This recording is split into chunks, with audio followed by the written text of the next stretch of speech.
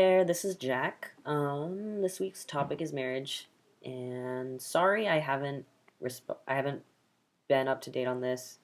I had a very late night last night. I'll explain that in a bit. But so thoughts on marriage. I think I might have an interesting perspective on this in that I spent my high school years and my first 2 years of college in Utah, where the marriage culture is kind of interesting and not typical, I guess.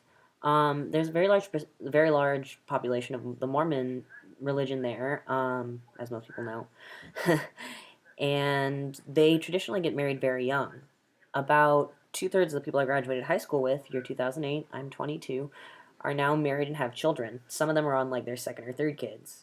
Um, the other reason I think I might have an interesting perspective is that I've been engaged twice, but never married. Once to a boy, once to a girl. I'm glad I didn't end up marrying either of them. With the guy, it wouldn't have worked out because he saw me as a girl and I didn't want to be his girlfriend. With the girl, it didn't work out because she wanted me to be someone I wasn't, and other reasons as well. But so it's good that those didn't work out. But anyway, thoughts on marriage in general. I've personally been pretty ready emotionally and mentally for marriage since probably I was about 18. I've been completely prepared and happy and ready to commit myself to a single person for the rest of my life. It's just kind of been a matter of finding that person, Cat. Who go over there? Um, I think that person is Alex. She's actually in the other room right now. Um, so, Kitty.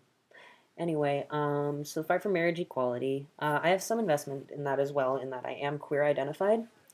I queer pansexual, but stop it. In that my last engagement was to a girl, and we were actually going to fly to Connecticut and get married as two females there, despite me not identifying as a female, because we she identified as a lesbian, and so we wanted to support the marriage equality. We wanted to support marriage equality, and we were hoping to do that sort of by going and taking the extra effort to get married in a state where gay marriage was legal. It was kind of our personal thing, I guess. But in the fight for marriage equality, um, I think that's a tough issue because do you think too much time? Do you think too much time is spent on this and not other key issues? I mean, I feel like this is just the gay marriage, same-sex marriage issue has become more of a figurehead, I think, for the overall gay and LGBTQPA, etc. rights movement in a lot of ways. But as a trans person, I feel like it's kind of been overwhelming the media, especially. I was particularly irritated by the fact that the California Trans Initiative bill that passed was not publicly made known to until like a week or so after it was passed because of the gay marriage proceedings, which I'm not knocking gay marriage proceedings at all. I'm just saying it was kind of strange to me that like even the trans people I knew were not aware of it. So I think that it's not that gay marriage has gotten is like overcoming or is like deleting the other issues in the LGBTQ etc. community. I think it's more like one step at a time, and this is the largest step that they could think of, or that everyone can think of right now. Uh, Marriage means to me committing to yourself and to someone else that you'll be with them and only them for the rest of your time together. Okay, so highlights and lowlights. This is the good part. Last night was definitely the highlight of my week. We went to see the second screening of American Mary in San Diego, and the Soska twins were there. I got to meet them. Let me grab one sec.